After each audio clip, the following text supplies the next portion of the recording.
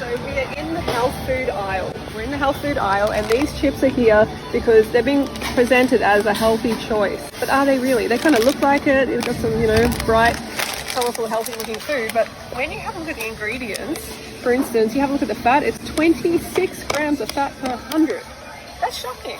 Always great to see sweet potato as a first ingredient, but they're turning something healthy into something unhealthy with all that lamp oil.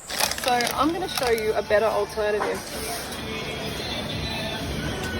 So this is brown rice crackers.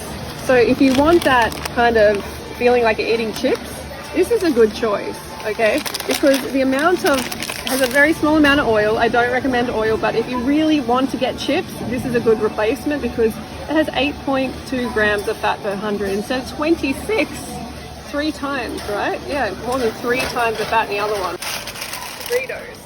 So these are very common, right? People eat a lot of Doritos for cream cheese. I wanted to compare these to the healthy ones, right? The fat content. And the fat content is actually a little bit less in these mainstream ones. So you're not going to expect that, are you? So yeah, they're both not healthy.